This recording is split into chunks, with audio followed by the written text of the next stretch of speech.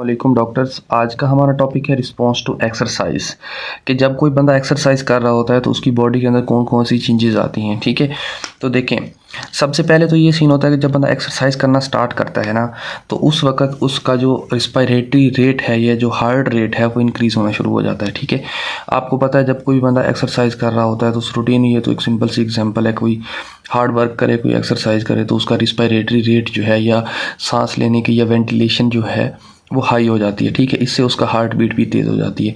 आपने नोट किया होगा कि आप रनिंग करके आते हैं तो आप जब रुकते हैं तो अपने चेस्ट पे हाथ रखते हैं या वैसे ही आपको इतनी ज़्यादा हार्ट बीट तेज़ होती है कि सुनाई दे रही होती है। ठीक है, तो सीन ये है कि रिस्पायरेटरी रेट जो है वो हमारा हाई हो जाता है, प्लस हार्ट रेट जो है वो हमारा हाई हो जाता है। ठीक है, हार्ट रेट मतलब जो हार्ट की कंट्रैक्शन का रेट है, ये तो सिंपल सी चीज़ें ये तो हर किसी को पता होती हैं। ठीक है, फॉर एग्जांपल जब हार्ट रेट हमारा ज़्यादा होगा तो हमारा जो स्ट्रोक वॉल्यूम है, स्ट्रोक वॉल्यूम क्या होता है? स्ट्रोक वॉल्यूम ये होता है कि एक पंप के अंदर हार्ट कितना ब्लड को हार्ट से बाहर भेजता है। ठीक है, उसको हम कहते हैं स्ट्रोक वॉल्यूम। अगर हार्ट रेट ज़्यादा हो रही है तो ऑफकोर्स स्ट्रोक वॉल्यूम भी ज़्यादा होना चाहिए। ठीक है, तो इस वजह से जो हमारा स्ट्रोक वॉल्यूम है वो भी ज़्यादा हो जाएगा। ठीक है, स्ट्रोक वॉल्यूम ज़्यादा होगा तो क्या होगा, फिर क्या होगा, अगर फॉर एग्जांपल ज़्यादा ब्लड हार्ट से बाहर जा रहा है तो हमारा जो पल्मोनरी ब्लड फ्लो है वो भी ज़्यादा होना चाहिए। देखें, हमारा जो लेफ़्ट वेंट्रिकल होता है वो ब्लड भेजता है अयोर्टा के अंदर। ठीक है, तो अयोर्टा में ब्लड ज़्यादा जा रहा है। सेकंड, हमारा जो राइट वेंट्रिकल होता है वो ब्लड भेजता है पल्मोनरी आर्टरी के अंदर। अगर पल्मोनरी आर्टरी के अंदर ब्लड ज़्यादा जा रहा है, देखें, पल्मोनरी आर्टरी के अंदर अगर ब्लड ज़्यादा जा रहा है तो इससे क्या होगा, इससे ये होगा कि जो हमारा पल्मोनरी वास्कुलेचर है उसके अंदर ब्लड एक किस्म का ज़्यादा, सिंपली अगर पल्मोनरी आर्टरी के अंदर ब्लड ज़्यादा जा रहा है तो पल्मोनरी जो ब्लड फ्लो होगा वो भी ज़्यादा हो जाएगा।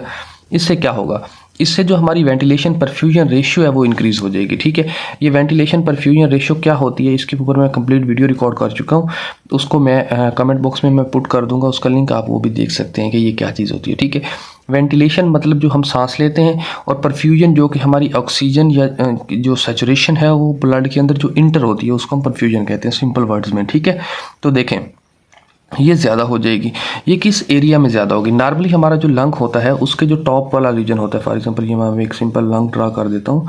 ठीक है, तो ये हमारा एक सिंपल सा लंग है और इसके अंदर जो टॉप पोर्शन होता है यहाँ पे जो वेंटिलेशन और परफ्यूजन यहाँ पे वेंटिलेशन ज़्यादा होती है, परफ्यूजन कम होती है। ठीक है, जो हमारा लोअर पार्ट होता है यहाँ पे वेंटिलेशन कम होती है बट परफ्यूजन ज़्यादा होती है। ठीक है, ये सारी चीज़ें मैंने वेंटिलेशन परफ्यूजन मिसमैच्ड वाले टॉपिक में मज़ीद एक्सप्लेन की हुई हैं। ठीक है, आप वहाँ पे भी देख सकते हैं। देखें, जब बंदा एक्सरसाइज करता है नॉर्मली रूटीन में जो हमारा ब्लड होता है वो हमारे लोअर पार्ट के अंदर ज़्यादा आ रहा होता है। ठीक है, और हमारा जो, क्योंकि ग्रेविटी भी इसको नीचे की तरफ पुल करती है ब्लड को। ठीक है, जो हमारा मिडल लोब होता है लंग का उसके अंदर नॉर्मल ब्लड जा रहा होता है, और जो हमारा टॉप लोब होता है या अपर लोब होता है उसके अंदर ब्लड बहुत ज़्यादा कम हो जा रहा होता है।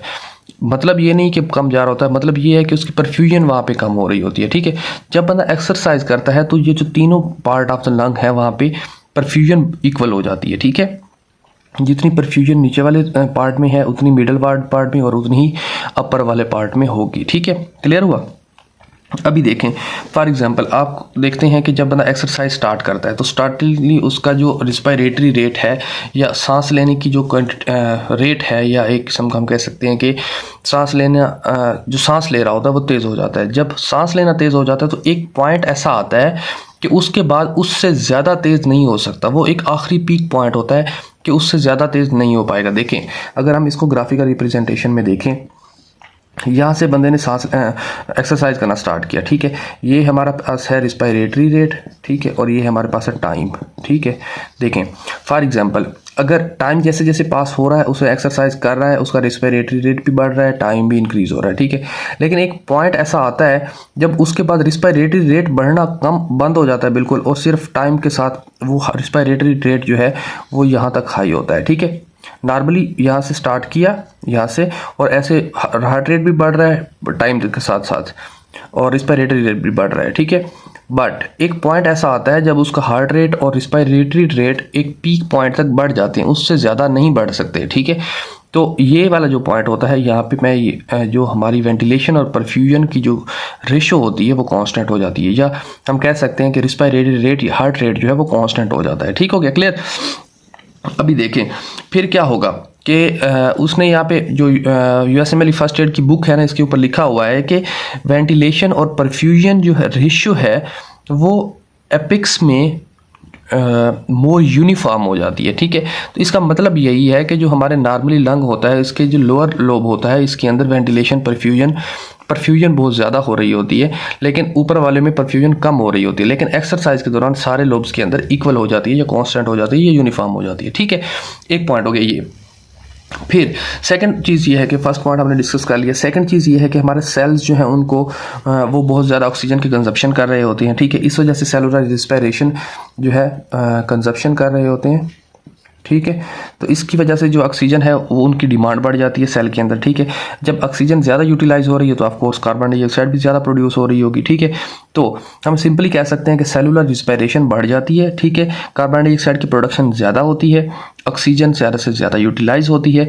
जब आपको पता है कि ऑक्सीजन ज़्यादा से ज़्यादा यूटिलाइज हो रही होगी, टिश्यूज़ को ज़्यादा मिल रही होगी, तो ODC curve, oxy haemoglobin dissociation curve जो है वो राइट पे शिफ्ट करेगी। ठीक है, ये आपको नहीं पता कि ओडीसी कर्व क्या होता है, तो इसके ऊपर भी एक कंप्लीट वीडियो रिकॉर्ड की हुई है, उसको भी आप देख सकते हैं, उसका लिंक भी मैं दे दूंगा। ठीक है, तो देखें हमारे पास ओडीसी जो कर्व है वो राइट साइड पे जाएगी। ठीक हो गया, एक पॉइंट। और इस पॉइंट के अंदर सेकंड ये है कि हमने कहा कि कार्बन डाइऑक्साइड जो वो ज़्यादा प्रोड्यूस हो रही है। आपको पता है लास्ट वीडियो में मैंने बताया था, जब हम रिस्पॉन्स टू हाई एल्टीट्यूड के बारे में डिस्कस कर रहे थे, कि कार्बन डाइऑक्साइड जो है वो एसिडिक नेचर की होती है। ठीक है, कार्बन डाइऑक्साइड एसिडिक होती है। अगर एसिड बॉडी के अंदर बढ़ेगा तो हमारी पीएच जो है वो डाउन हो जाएगी। ठीक है, डिक्रीज्ड पीएच, क्योंकि आपको पता है कि पीएच अगर 7 से कम हो तो ये एसिडिक नेचर में होती है। ठीक है, तो कार्बन डाइऑक्साइड के बढ़ने से हमारी जो पीएच है ब्लड की वो कम हो जाएगी। ठीक है, तो एसिडिक नेचर हो जाएगी। क्लियर हुआ यहाँ तक। फिर नेक्स्ट चीज़ क्या है? नेक्स्ट चीज़ ये है कि हम जब रिस्पायरेटरी रेट ज़्यादा हो रहा होता है, हमारा टिश्यूज़ की ऑक्सीजन की डिमांड बढ़ रही होती है। ठीक है, तो उस कंडीशन के अंदर दो और चेंजेस होती हैं, वो देखें क्या होती हैं। देखें फॉर एग्जांपल थर्ड पॉइंट क्या हम डिस्कस करने लगे हैं। थर्ड पॉइंट ये है कि जो हमारा पल्मोनरी वेन है उसके अंदर जो ऑक्सीजन की सैचुरेशन है वो कम हो जाती है। क्यों? क्योंकि हमारी जो कंजप्शन है वो बहुत ज़्यादा हो रही होती है, और ब्लड इतनी तेज़ी के साथ बॉडी के अंदर मूव कर रहा होता है कि वो प्रॉपरली ऑक्सीजन को गेन नहीं कर पाता लंग्स से। ठीक है, इस वजह से जो हमारी पल्मोनरी वेन होती है उसके अंदर ऑक्सीजन की जो पार्शियल प्रेशर ऑफ ऑक्सीजन होता है वो कम हो जाता है। ठीक है, बट कार्बन डाइऑक्साइड बॉडी के अंदर बहुत ज़्यादा प्रोड्यूस हो रही होती है। जब वो बहुत ज़्यादा प्रोड्यूस हो रही होती है तो उसके अंदर क्या होगा कि हमारा जो partial pressure of carbon dioxide है ना पल्मोनरी वेन के अंदर, ठीक है, वो इंक्रीज हो जाएगा। क्यों? क्योंकि वो प्रॉपरली लंग्स से, अभी इसको मैं सिंपली 3 मेथड के थ्रू यहाँ पे बताता हूँ। देखें हमारा जो यहाँ से जो, क्योंकि लंग्स से जो निकल के जा रही है वो हमारे पास है पल्मोनरी वेन। ठीक है, अगर पल्मोनरी वेन के अंदर ऑक्सीजन का सैचुरेशन है, ऑक्सीजन की सैचुरेशन ब्लड के अंदर पल्मोनरी वेन के अंदर वो क्या हो रही है, डिक्रीज हो रही है। क्यों? क्योंकि इतनी तेज़ी के साथ यहाँ से ब्लड मूव करके चला जाता है और जो प्रॉपरली ऑक्सीजन है वो ब्लड के अंदर मिक्स नहीं हो पाती। ठीक है, एक पॉइंट। दूसरा पॉइंट ये है कि कार्बन डाइऑक्साइड का आपको पता है कि लंग्स के थ्रू ही बाहर चली जाती है। ठीक है, अगर फॉर एग्जांपल यहाँ से कार्बन डाइऑक्साइड ब्लड तेजी से मूव कर गया, कुछ हद तक कार्बन डाइऑक्साइड बाहर जाती है, लेकिन जो कंप्लीटली जैसे normally routine wise carbon dioxide body से बाहर जा रही थी वो नहीं जा पाती। इस वजह से पल्मोनरी वेन के अंदर भी कार्बन डाइऑक्साइड का पार्शियल प्रेशर इंक्रीज हो जाएगा। ठीक है, ये थोड़ा सा पॉइंट कंफ्यूजिंग लग रहा है आपको, बट ये बहुत सिंपल चीज़ है। सिंपल 3 मेथड के थ्रू अगर इसको देखें, ऑक्सीजन ब्लड हमारे लंग्स के अंदर तेज़ी से मूव कर जाता है, जिसकी वजह से ऑक्सीजन पूरी इंटर नहीं हो पाती और कार्बन डाइऑक्साइड पूरी निकल नहीं पाती। सिंपल चीज़ ये बताया गया इस पॉइंट के अंदर। ठीक है, तो ये थे हमारे 3 सिंपल से पॉइंट के हमारी जो बॉडी है वो एक्सरसाइज के अंदर क्या रिस्पॉन्स करती है। ठीक है, और अगर इसमें एक और एमसीक्यू पूछा जाता है वो ये है कि वो पूछते हैं कि जो वेंटिलेशन परफ्यूजन होती है लंग्स के अंदर उस पर क्या इफेक्ट होता है। तो हमने कहना है कि एक्सरसाइज के दौरान जो वेंटिलेशन परफ्यूजन है वो कांस्टेंट हो जाती है। ठीक है, वेंटिलेशन बाय परफ्यूजन जो है वो कांस्टेंट हो जाती है, जैसे मिडल लोब भी होती है, अपर में भी वैसे हो जाएगी, लोअर में भी वैसे हो जाएगी। ठीक है, ये अगर आप वेंटिलेशन परफ्यूजन वाला टॉपिक आपने पढ़ा हुआ तो ये आपके लिए बहुत ईजी चीज़ हो जाएगी। ठीक है, क्विक सा रिकैप कर देता हूँ इसको। हमने रिस्पॉन्स टू एक्सरसाइज के बारे में देखा। इसके अंदर आपको पता है रिस्पिरेटरी रेट, हार्ट रेट और स्ट्रोक वॉल्यूम तीनों बढ़ जाते हैं, ठीक है। इससे क्या होगा, इससे ये होगा कि हमारे लंग के अंदर जो तीनों लोब्स हैं, मिडल लोब, अपर लोब और लोअर लोब, सारे के अंदर वेंटिलेशन परफ्यूजन जो है वो कांस्टेंट हो जाएगी, ठीक है। फिर हमारे पास जब हम एक्सरसाइज करना स्टार्ट करते हैं तो हमारा हार्ट रेट, रिस्पिरेटरी रेट बढ़ना स्टार्ट हो जाता है टाइम के साथ। बट एक पॉइंट ऐसा आता है जब रिस्पिरेटरी रेट और हार्ट रेट जो है वो एक पॉइंट पर जाके कांस्टेंट हो जाता है, ठीक है। थर्ड पॉइंट ये है कि हमारी जो ऑक्सीजन है वो सेल को ज़्यादा चाहिए होती है। उस कंडीशन में सेलुलर रिस्पिरेशन बढ़ जाती है। फिर उसके नतीजे में हमारी कार्बन डाइऑक्साइड भी बढ़ जाती है। ओडीसी कर्व जो है वो राइट शिफ्ट हो जाती है। आपको पता है कार्बन डाइऑक्साइड जो है वो एसिडिक नेचर की है, तो पीएच जो ब्लड की है वो डिक्रीज हो जाएगी, ठीक है। इसको हम कहते हैं रिस्पिरेटरी एसिडियोसिस, ठीक है।